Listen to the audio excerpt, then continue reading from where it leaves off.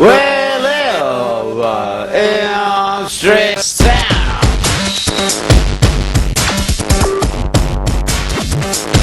Time to wake up. We're entering a period of fantastic change. Time to wake up. Which is getting faster all the time. Time to wake up. And we have two challenges here. Time to wake up. Two challenges, one after the other.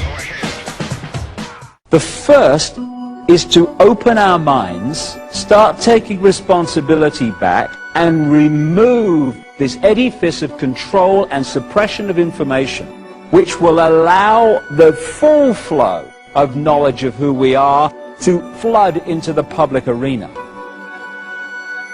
Once people start to realize who they really are and the nature of life, then we can go into stage two, which is the incredible consciousness shift that is going to happen, and is happening for many people already, but can happen for everybody if we open up to the knowledge of what's going on. And to do that, the edifice of suppression has to go. And what I see so often in the kind of what we call the New Age movement is they're focusing on the second bit and they're in denial about the first. And the second is not going to happen for many people unless we remove the edifice of suppression, because most people are going to think, what the heck's going on? And they're going to go through this great change in a complete fog of what's happening. Fear, oh my goodness me, what's happening? Two things to do here. One is to start focusing on how the world's controlled, identifying it, removing it. Secondly, then we can concentrate unhindered on the transformation spiritually that is unfolding to the year 2012 and beyond. We have a situation where the idea has been to turn us into left brain prisoners. Even conventional science accepts that the left brain is where we get intellect, logic, physical worldview. Can I touch it, taste it, smell it? Okay, it must exist. In the right brain, you have the bigger picture, the connection with the cosmos. That's where the artist, the inspiration, the creativity comes from.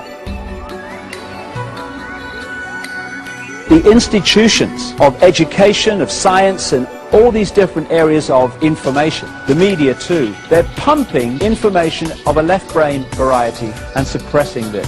What we call education works like this. Information is pumped into the left brain, most of it completely rubbish. And what students are asked to do is to hold that information there, and then when they get an exam paper in front of them, to regurgitate that onto the paper. If they remember it and put it there well enough and repeat what they've been told, they pass the exam and progress. If they take that information in the left brain, transfer it to the right and start filtering it and questioning it and saying, well, does it make sense? What do I think about this?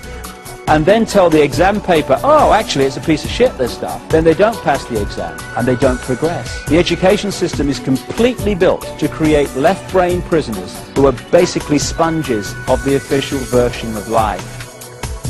We can just balance those two sides of the brain, the intellect and the spirit, the mind and the heart, then suddenly we're transformed in terms of our perception of ourselves. What you're looking at there is the, I call it lower vibrational emotional range. It's the range of frequency that resonates the energy within us to fear, to guilt, to resentment, to lack of self-esteem. And the more that we are manipulated to feel those things, and the more we manipulate each other to feel those things, the more what I call that cesspit vibration of low vibrational emotion gets more and more full and more difficult to get through, and therefore out to the multidimensional state that we can get into as we reconnect with the ocean, with the cosmos. This is why when people start on this spiritual journey, the reason that they start to realize when they start to walk the journey that all hell breaks loose in their life, that structures break down in their life, and they think, crikey, if this is spiritual. I remember me, when I started on this route, my life broke down in so many ways. I thought, if this is spirituality, you can stuff it. I don't want to know. Why does it happen to people? Because when you put out your intent, this is what I want to achieve, that intent energy will always draw towards us what we need to achieve that intent. So if we're going to reconnect with the cosmos, then that intent will draw to us the experiences necessary to achieve that.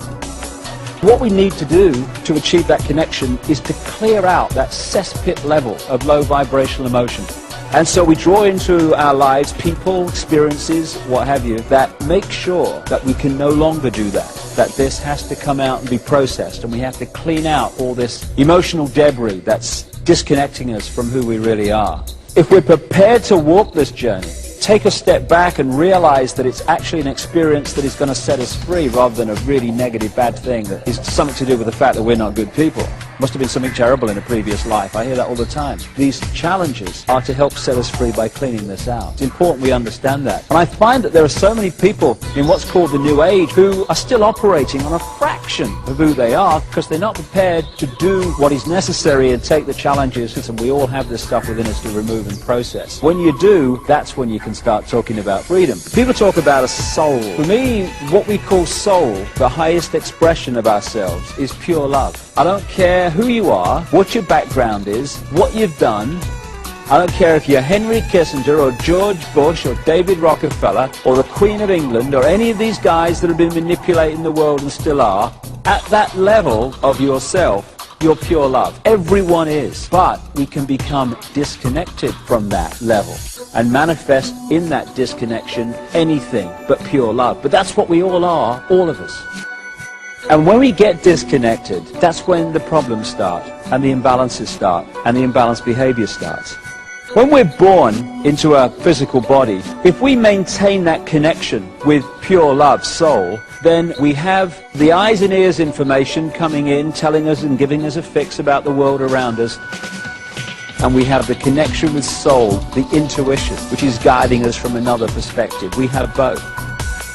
Symbolically, it's like a spaceman on the moon, where you're in that big spacesuit, symbolic of the body, and you've got the eyes and ears information giving you a fix on what's happening around you. But you've also got mission control giving you the big picture guidance. This is what comes next, then do that, and this is what's next on the agenda. Symbolic of intuition. Imagine what would happen if someone came along and cut or dramatically reduced that spaceman's connection to mission control.